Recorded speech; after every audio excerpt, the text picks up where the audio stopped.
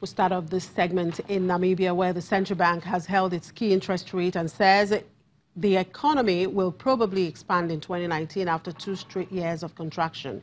The Monetary Policy Committee maintained the rate at 6.75%. The economy of the world's largest marine diamond producer contracted last year, but the drop was smaller than in 2017. The Southern African nation's economy contracted for a 10th straight quarter in the 3 months through September, complicating the task of the central bank as it seeks to contain inflation that accelerated to the highest in more than a year. Growth in consumer prices will likely average about 5.6% this year. And South African power utility Eskom plans to implement electricity cuts for a 4th straight day as the struggling state-owned firm battles a shortage of capacity that threatens to derail government plans to lift the sluggish economy. The cash-strapped company said it would cut 3,000 megawatts of power from the national grid. Around a third of Eskom's 45,000 megawatts capacity was offline on Tuesday.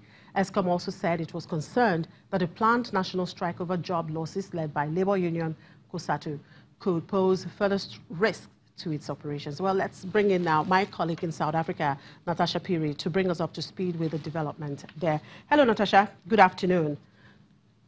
Good afternoon, Timothy. So has the nationwide strike taken off already as threatened by the labor union?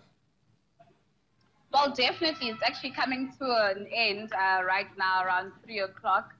But of course, we saw, thousands upon hundreds upon thousands of workers taking throughout the streets of South Africa, not only in the Gauteng province, but 8 other provinces in South Africa. And of course, COSATU being the banner of all these other labor unions, taking to the streets of South Africa, saying that they're protesting against the high number of the unemployment rates, and of course, the burning issue of Eskom and the power outages.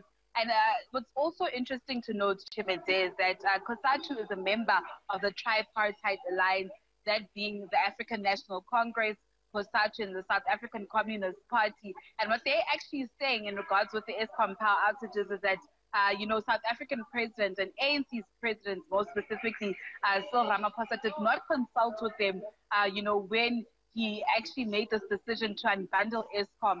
So, of course, literally and figuratively speaking, the streets of South Africa were actually painted red today, with those workers marching in their red T-shirts throughout the streets there. Now, job losses seem to be one of the major issues here that the labor union is actually protesting against. Now, yesterday, data from Statistics South Africa showed that the unemployment rate fell to about 27.1% in the 4th quarter of 2018. How are South Africans reacting to this report? Well, Chimete, some South Africans are actually taking the news with a pinch of salt. Some others are actually quite satisfied. But, just also noting that, Chimete, they've been saying that 27% is actually a huge number. Yes, it has gone down from 27.5% to 27.1%, but there still needs to be a lot that needs to be done. We also know that, a number of unemployed people had actually decreased from by 70,000, I beg your pardon, to about 6.1 million. So those efforts have been lauded. But of course, some others saying that 27.1% is still a huge number. We heard last week, Thursday, South African President Cyril Ramaphosa, mentioning a number of initiatives that have been put in place to actually ensure that more young people actually get employed. He mentioned the Jobs Summit. He also mentioned that another investment summit will be taking place this year. And of course, the private sector is yet to actually, put in more money, or donate more money, or invest, in these employment creation opportunities, Chimete.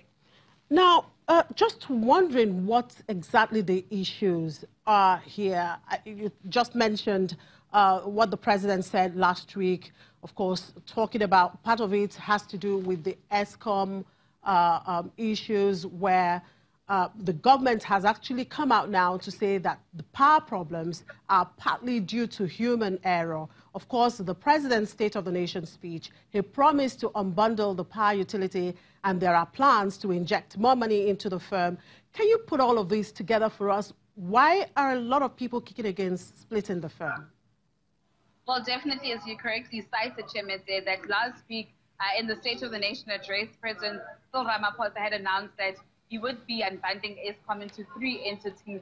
And of course, we've seen Labour come out against that decision. Number one, they say that they've not been consulted at all. Just speaking to Phakamile Subi, who is the spokesperson of the National Union of Mine Workers, I beg your pardon, she had said that the president had not sat down with them before making such a huge decision. Of course, they're against the privatization of Eskom. This was actually on the cards a long time before, around 1990, before democracy was rejected. And of course, it is now being put on the table. And they're actually citing that more people will actually be losing jobs. Over 90,000 people will be losing their jobs. So, of course, they're not happy with those decisions. Of course, the business community and investors are actually, welcoming such a decision. But Labour is also saying that tariffs will be increased, by exorbitant fees or exorbitant amounts. So tell me, what is the current situation with light now? I know that Eskom has threatened to cut about 3,000 megawatts of electricity starting today. Definitely. Well, the current situation doesn't look so good. It's actually gloomy. Just speaking to business community and people who are involved in the productive sector, they're not happy at all. I mean, this actually, load shedding, I beg your pardon, actually affects them and their businesses quite a lot.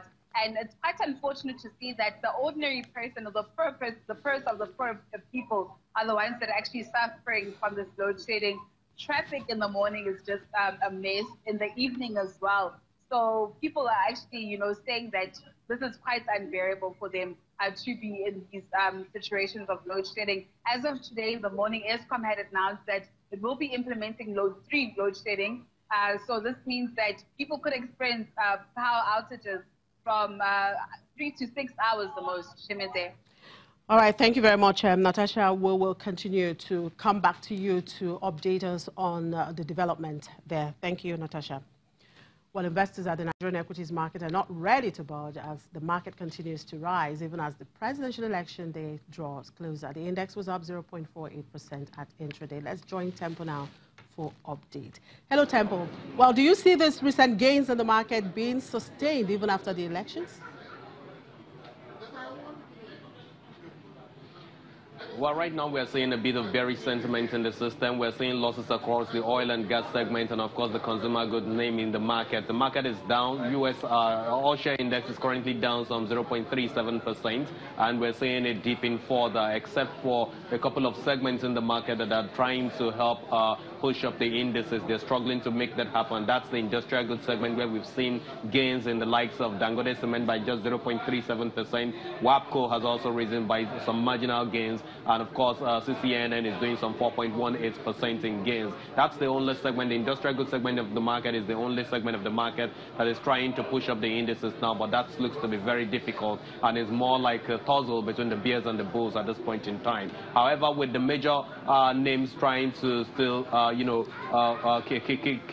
keep up keep the system up, we're likely to see the market gain marginally eventually, because we still have a few more minutes to the close of the market. Shimizu. Well, we'll get to know who the winner or loser is in the next 35 minutes. Thank you, Ted.